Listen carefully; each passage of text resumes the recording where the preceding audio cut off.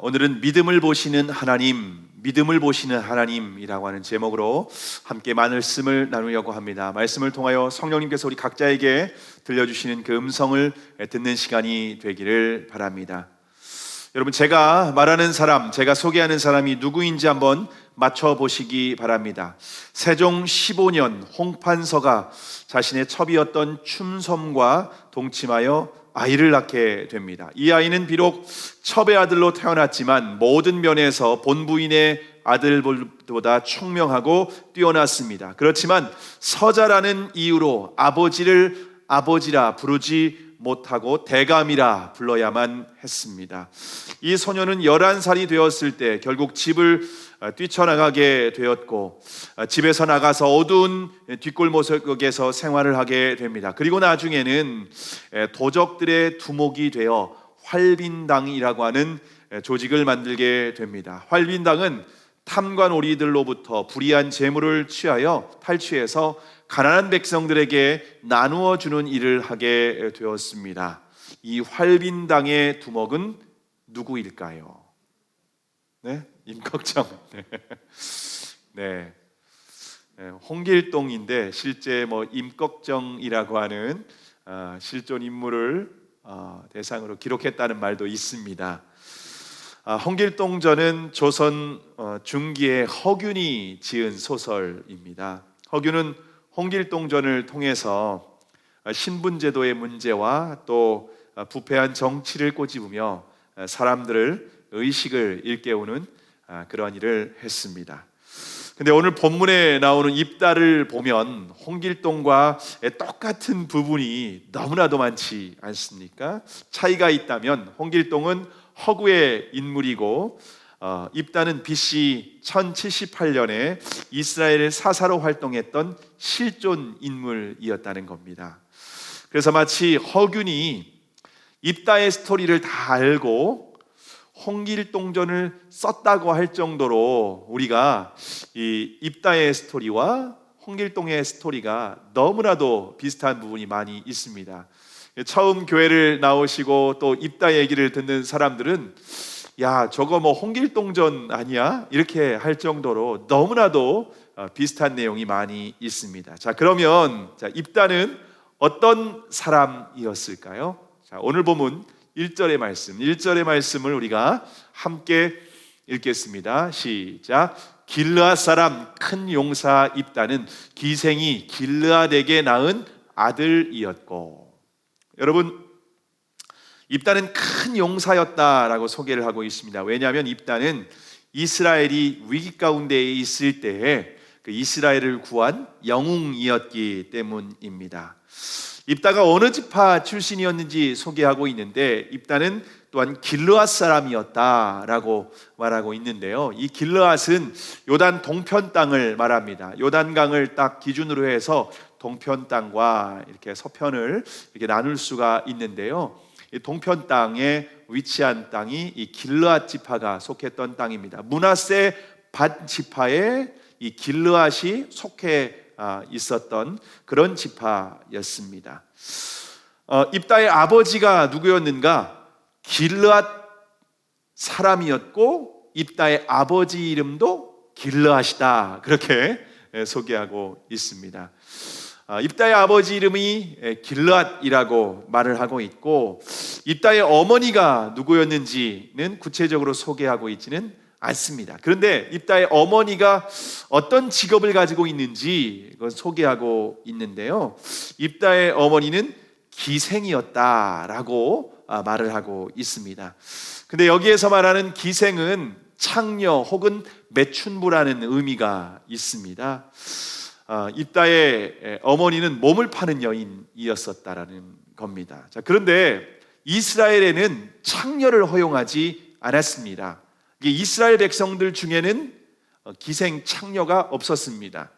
그래서 성경 주석학자들은 입다의 어머니는 이방 신전에서 음란하게 섬기던 창녀였다라고 보고 있습니다. 그러니까 입다의 아버지 길르앗이 이방 신전에서 음란하게 섬기던 창녀와의 동침을 통해서 입다라고 하는 자녀를 낳게 됐다라고 하는 겁니다. 그러니까 입다의 아버지 길르앗도 하나님을 경외하는 그런 사람이 아니었다라고 하는 것을 우리에게 보여주고 있습니다.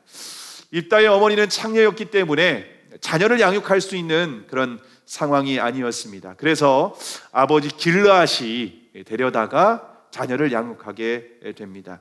아마도 입다는 어릴 때부터 태어나서 어머니의 따뜻한 사랑을 한 번도 경험해보지 못하지 않았나 그런 생각이 듭니다. 입다는 자신이 원하지 않았지만 태어날 때부터 너무 불행한 운명을 가지고 태어난 그러한 사람입니다.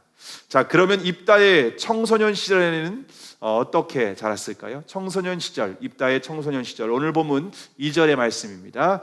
2절의 말씀 우리가 함께 읽겠습니다. 시작. 길르앗의 아내도 아들들을 낳았더라.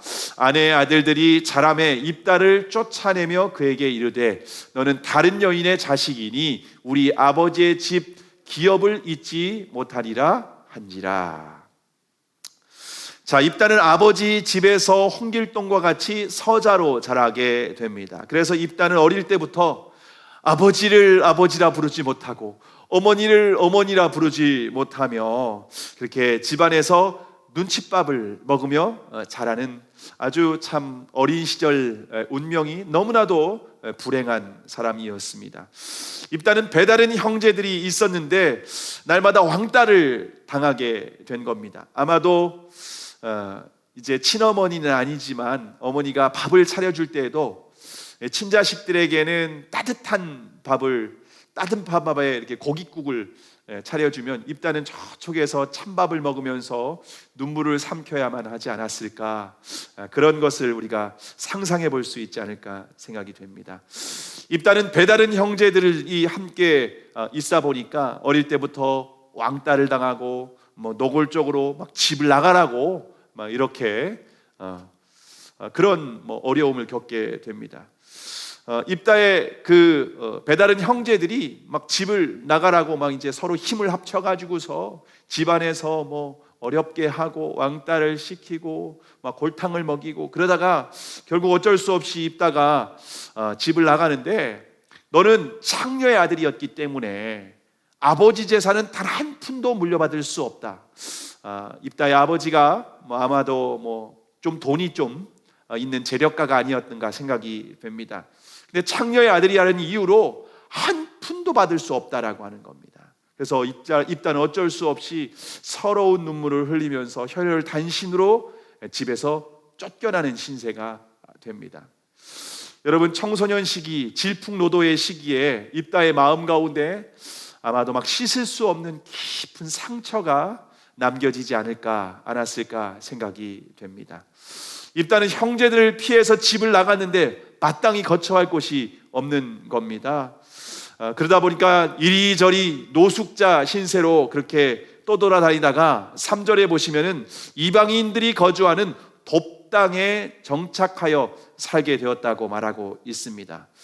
근데 입다가 이방인의 땅이었던 돕당에 정착해서 살고 있다 보니까 입다와 같은 처지에 있는 사람들이 하나 둘씩 여기저기서 소문을 듣고 이 돕당으로 몰려들기 시작을 하는 겁니다.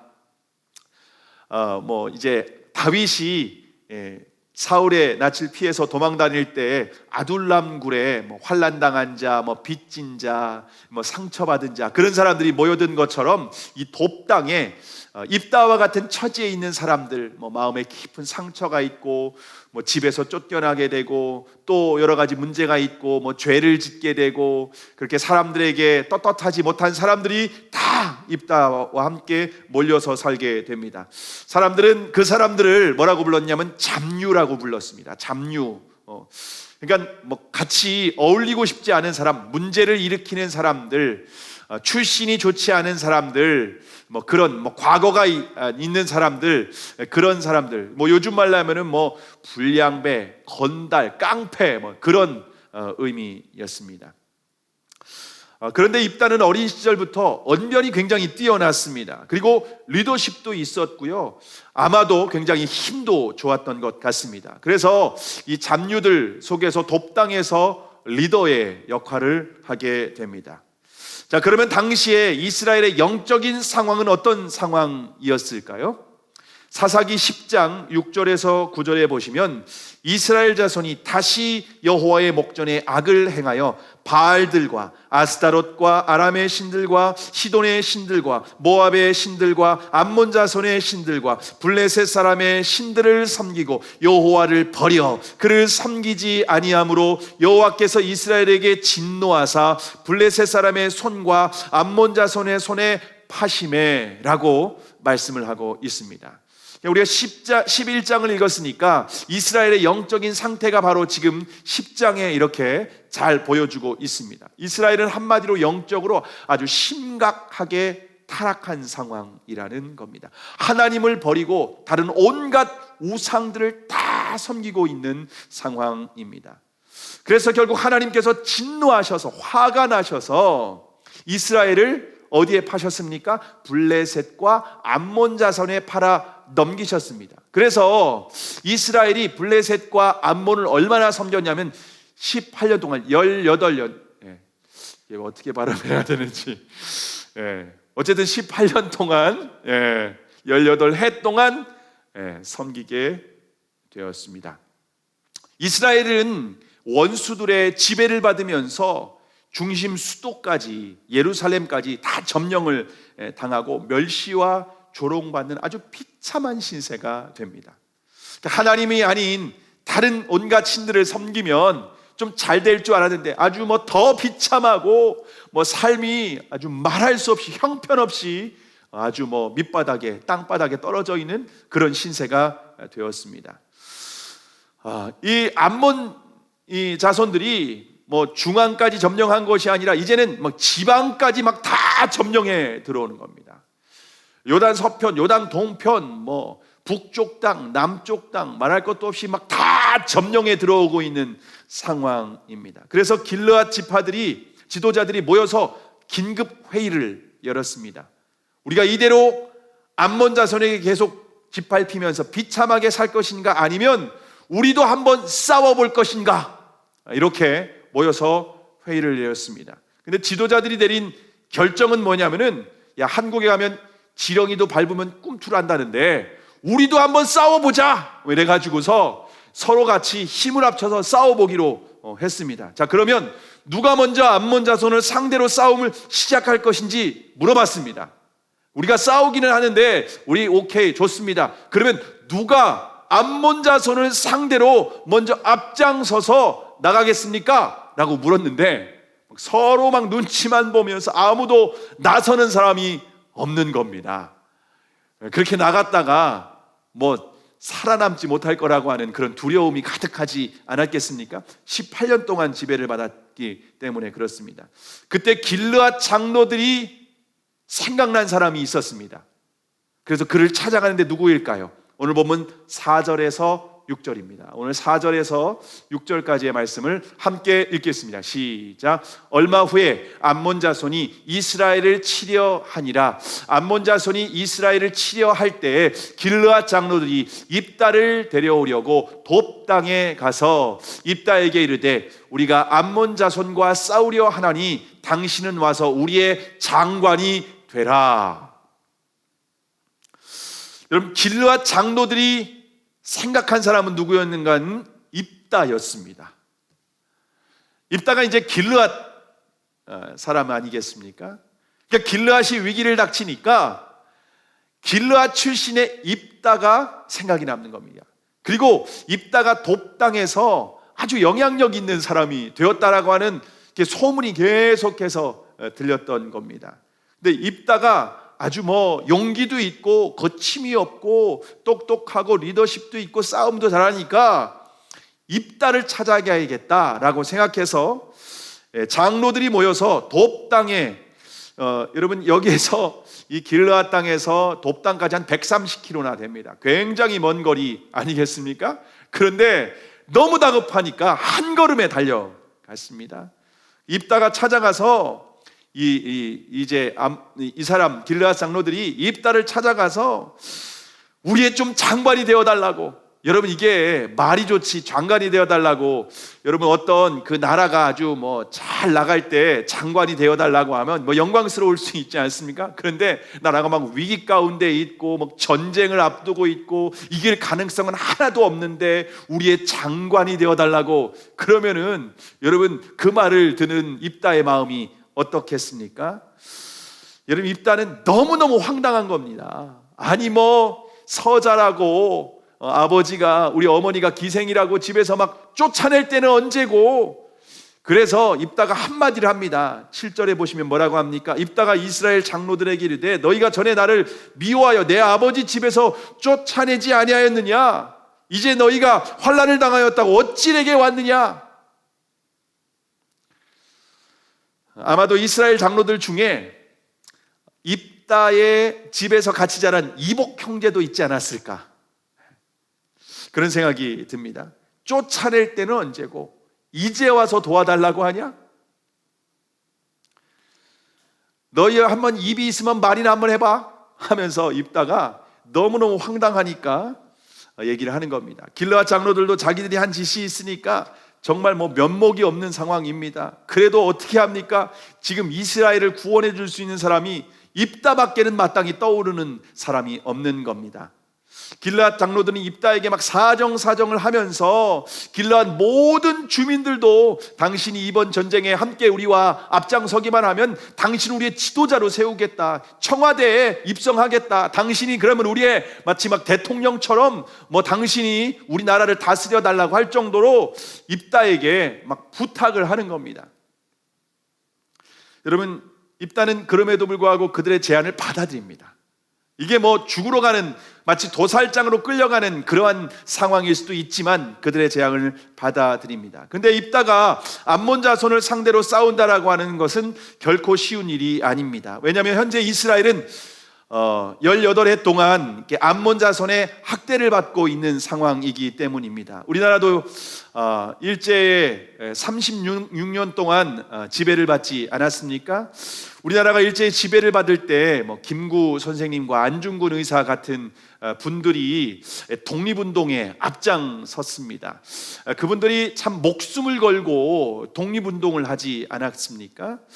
여러분, 마찬가지로 입다가 지금 암몬 자손을 상대로 앞장서서 싸움을 한다라고 하는 것, 여러분 목숨을 내어놓아야 하는 굉장히 어려운 상황이라고 하는 겁니다.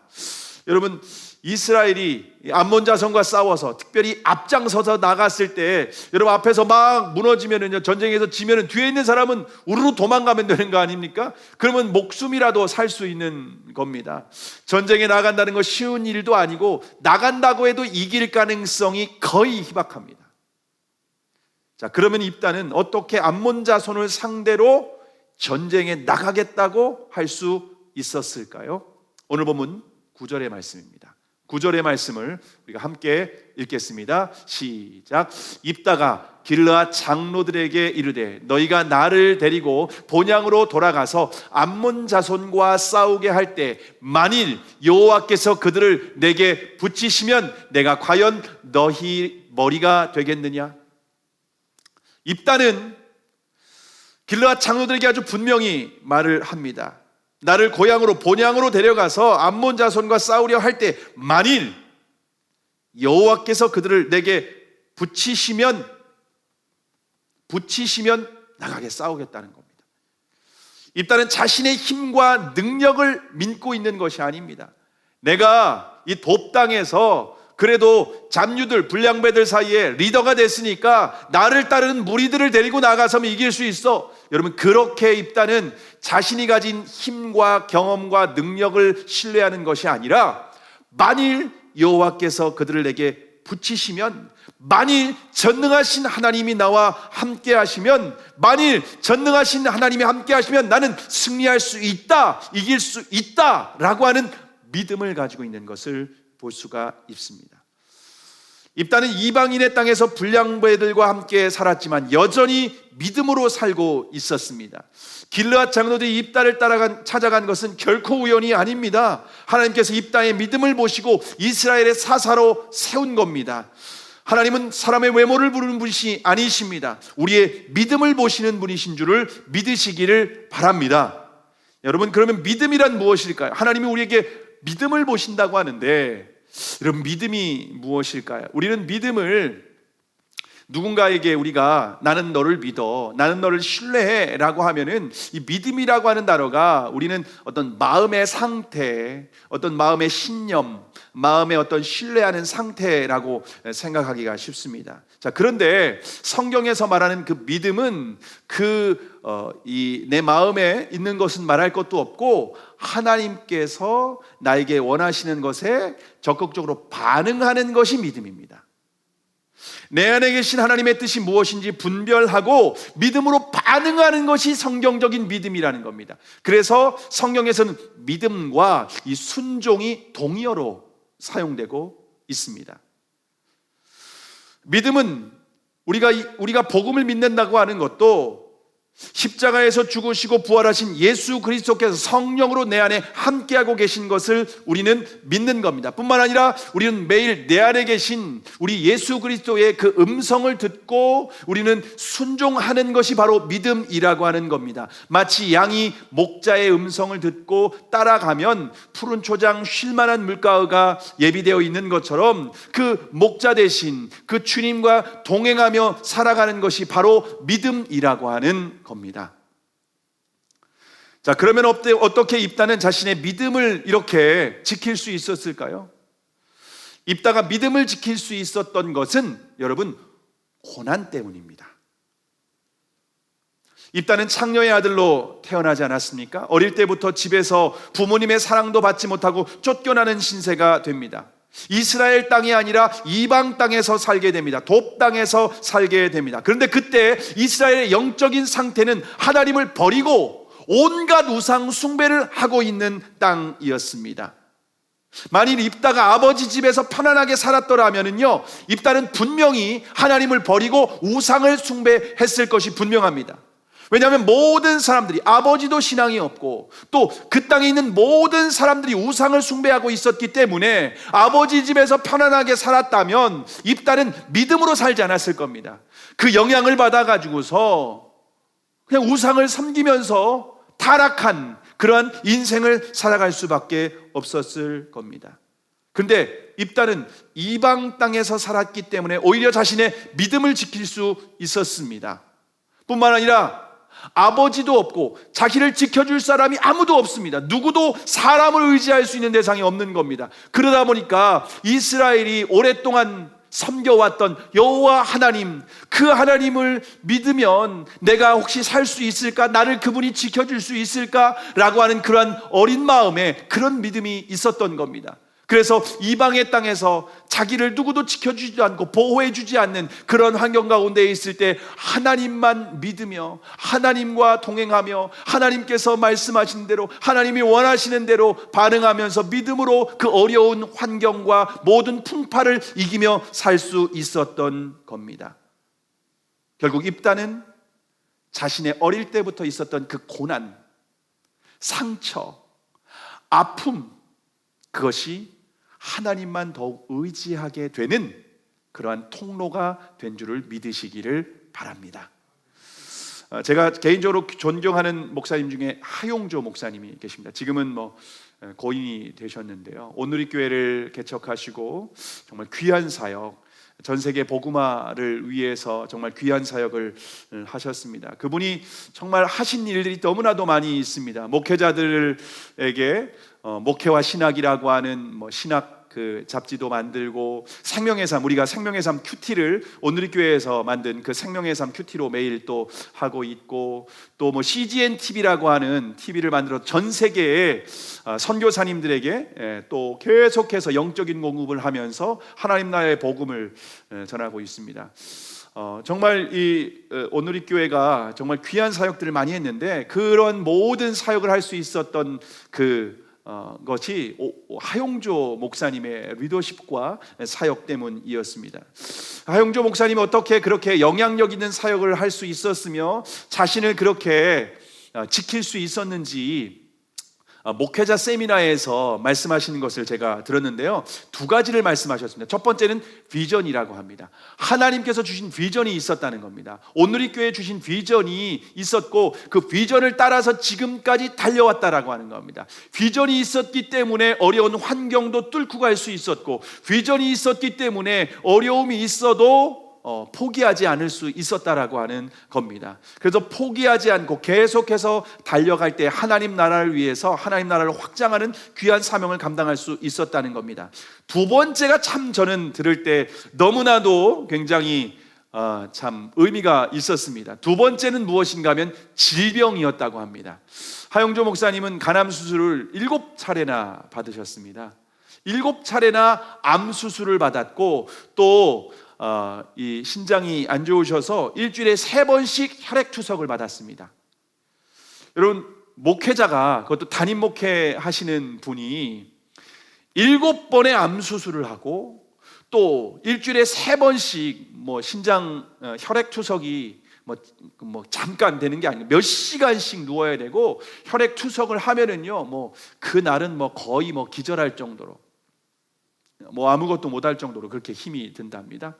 근데 그렇게 7번의 암 수술, 일주일에 3번씩 신장 투석, 혈액 투석을 했음에도 불구하고 하나님은 하영조 목사님 통해서 아주 불가능할 일들을 수없이 많이 이루어 내셨습니다. 그러한 몸으로 일본의 러브 소나타, 이 러브 소나타를 곳곳 지역에서 그 일본에 있는 영혼들을 구원하기 위한 사역들도 얼마나 활발하게 많이 하셨는지 모릅니다. 여러분, 하영조 목사님이 왜 육신의 질병이라고 하냐면 자신은 연약하기 때문에 더욱 하나님을 의지할 수밖에 없었다는 겁니다. 약할 때 곧 강함이라고 고백했던 바울의 고백과 같이 자신이 연약하다 보니까 하나님만 의지했던 겁니다. 자신이 연약하니까 더욱 기도했던 겁니다. 자신이 연약하니까 죄를 지을 수 없었던 겁니다. 자신이 연약하니까 오직 주님만 바라볼 수 있었던 겁니다. 그래서 하나님은 그 연약함에도 불구하고, 고난 가운데 있었음에도 불구하고 하나님은 그분을 통하여서 놀라운 하나님 나라를 이 땅 가운데에 세우고 확장하는 일에 사용하셨습니다. 저와 여러분의 삶에 어떤 고난이 있습니까? 혹시 고난 때문에 낙심하고 원망하고 있지는 않습니까? 고난이 우리의 삶을 고통스럽게 하는 것은 사실입니다. 고난 때문에 우리가 정말 잠 못 이룰 때도 있습니다. 고난 때문에 우리가 눈물을 흘릴 때도 있습니다. 고난 때문에 우리가 정말 주저앉아서 일어서지 못할 때도 있습니다. 그런데 고난은 우리가 더욱 주님을 의지하게 만듭니다. 고난 때문에 우리는 예수 그리스도의 십자가를 묵상하게 됩니다. 고난 때문에 우리는 죄로부터 멀어지게 됩니다. 고난 때문에 우리는 더욱 주님만을 바라보게 됩니다. 무엇보다도 우리는 고난 때문에 우리의 믿음이 정금과 같이 단련되는 줄을 믿으시기를 바랍니다. 우리의 마음 가운데에 믿음이 작동되지 않는 것이 여러분 불순물입니다. 의심하게 만드는 겁니다. 세상의 가치관입니다. 내 경험입니다. 내가 가지고 있는 상식과 지식들입니다. 여러분, 그런 것들이 믿음의 불순물입니다. 여러분, 그런 것들이 있으면은 하나님은 우리를 정금과 같이 단련하십니다. 왜냐하면 믿음이 있고 세상의 가치관이 함께 연합할 수 없기 때문에 그렇습니다. 그래서 하나님은 우리 안에 있는 불순물을 제거하기 위해서 고난을 허락하십니다. 주님과 우리 사이에 이격을 만드는, 틈이 벌어지게 하는 이러한 것들을 하나님께서 우리에게 고난을 허락하여 주시어서, 불과 같은 그러한 시험을 통하여서 이 우리 안에 있는 모든 불순물들을 제거하고 주님과 온전히 연합하게 만드는 것입니다. 주님과의 온전히 연합하여서 온전히 주님과 동행하길, 주님의 음성을 듣고 주님을 따라가고 주님과 온전히 함께하는 그러한 사람이 되게 하신다라고 하는 겁니다. 그러므로 고난은 불행이나 불운이 아니라 위장된 축복입니다.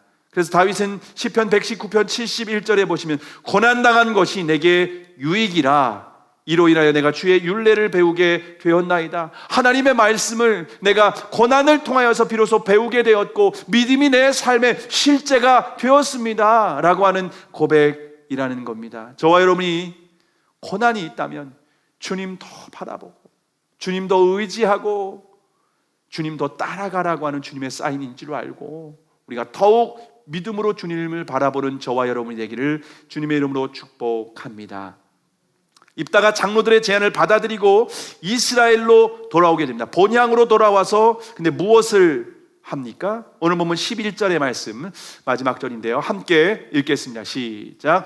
이에 입다가 길르앗 장로들과 함께 가니 백성이 그로 자기들의 머리와 장관을 삼은지라. 입다가 미스바에서 자기의 말을 다 여호와 앞에 고하니라.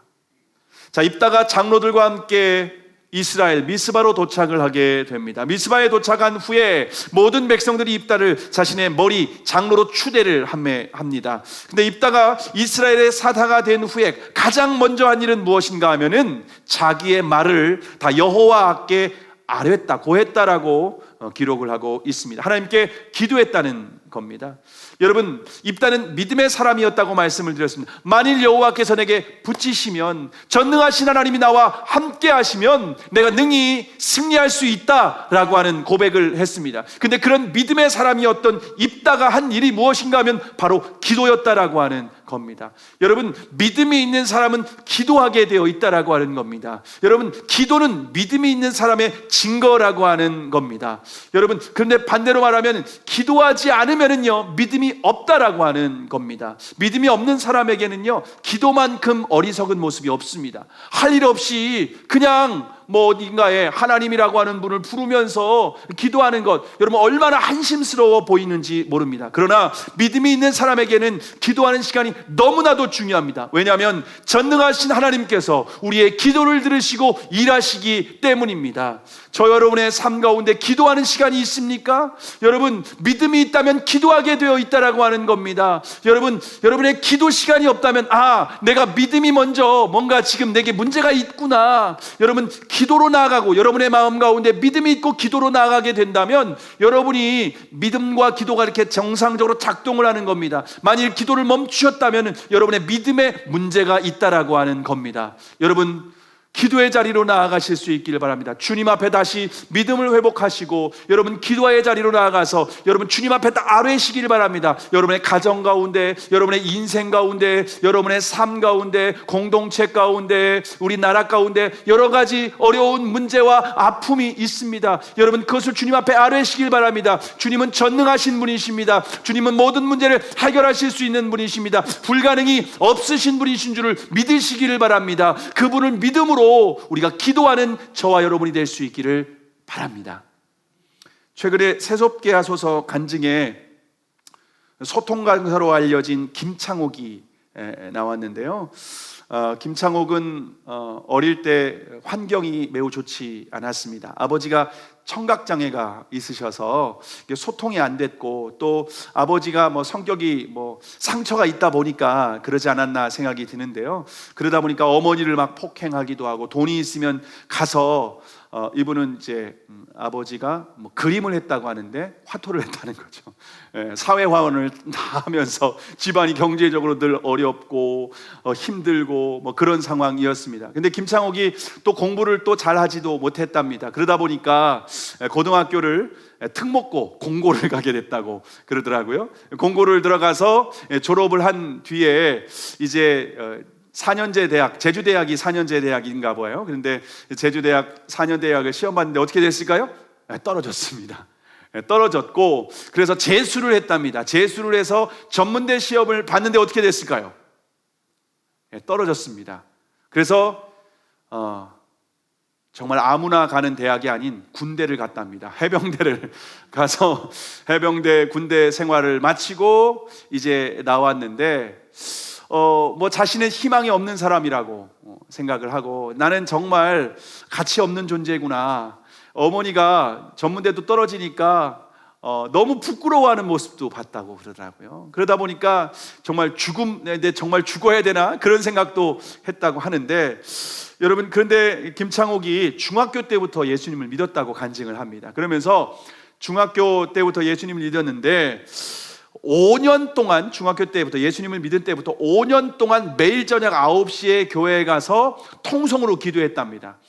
근데 이제 같이 그때 당시에 중고등학생들이, 청소년들이 모여서 기도하는 친구들이 있었는데요, 어른들 뭐 아무도 기도하는 사람이 없었답니다. 그때 교회가 제주도 같은 경우는 이게 좀 미신이 좀 강하지 않습니까? 그러다 보니까 교회가 좀 이렇게 건축을 하려고 하는데 주민들의 반대로 인하여서 건축이 막 중단된 상황이었답니다. 그러다 보니까 뭐 터는 닦았는데 뭐 기둥과 지붕을 세우지 못한 상황 아니겠습니까? 그런데 뭐 매일 저녁 뭐 추울 때나 더울 때나 뭐 상관없이 매일 저녁 거기 교회 가서 기도를 했답니다. 그때 기도했던 친구들 한 5명 정도가 있는데 대부분 목회자와 선교사가 됐답니다.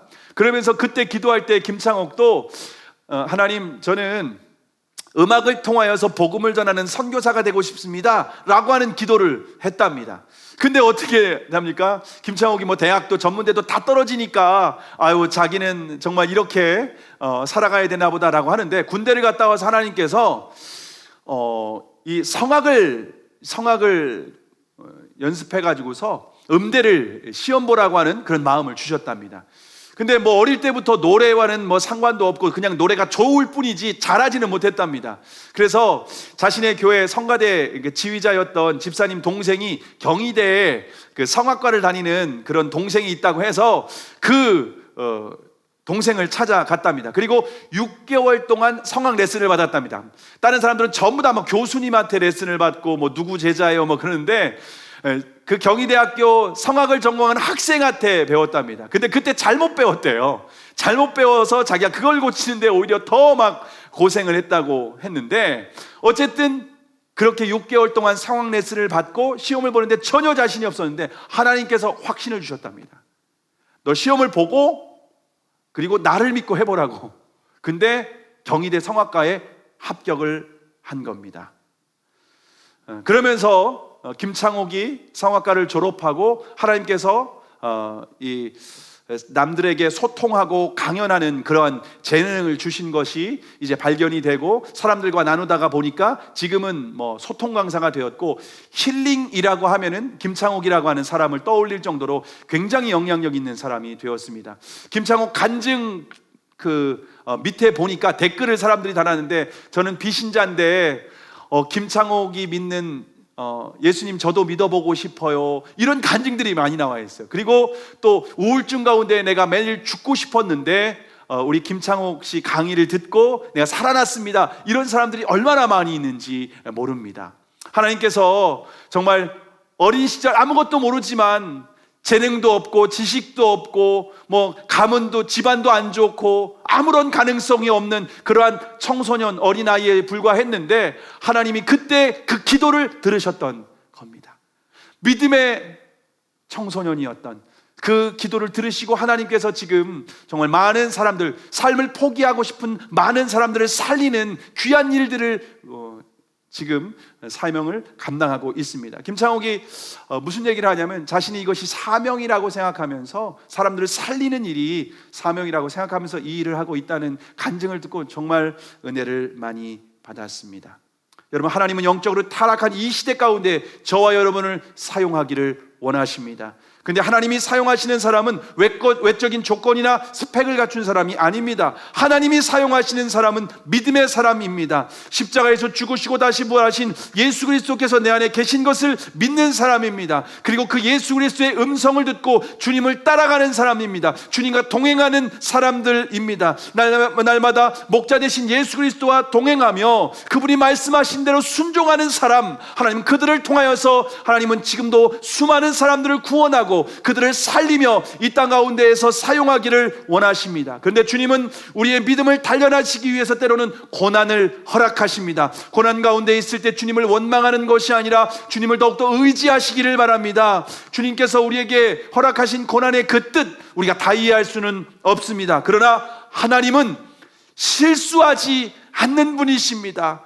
하나님은 실수하지 않는 분이십니다. 저와 여러분을 사랑하시는 분이십니다. 독생자 외아들 예수 그리스도를 내어 주시기까지 사랑하시는 분이라고 하는 겁니다. 우리가 하나님을 사랑하는 자, 곧 그 뜻대로 부르심을 입은 자들에게는 모든 것이 합력하여 선을 이루신다는 것을 믿고, 여러분 주님을 더욱더 의지하시고 주님을 더욱더 바라보시고, 주님 앞에 여러분 아픔과 고난이 있다면 기도하시길 바랍니다. 주님을 더욱더 의지할 때 여러분이 주님과 온전히 연합하게 될 것이고, 주님과 동행하는 삶이 될 것이고, 여러분, 저와 여러분을 통하여서 주님이 이 땅 가운데에서 원하시는 하나님의 뜻을 이루며 이 땅 가운데 하나님 나라를 세우는 사명을 감당하게 하실 줄로 믿습니다. 저와 여러분이 정말 예수 그리스도와 믿음으로 연합하여 온전히 이 땅 가운데에서 주님의 사명을 감당하며 어둠과 슬픔과 죽음 가운데에서 삶을 살아야 될지 고민하는 영혼들을 살리고, 또 예수 그리스도의 복음으로 그들에게 영원한 생명을 주고 그들에게 생명을 줄 뿐만 아니라 풍성한 생명을 안겨주는 이 사명을 감당하고 주님 앞에 귀하게 쓰임받는 저와 여러분이 되기를 주님의 이름으로 축복합니다. 기도하시겠습니다.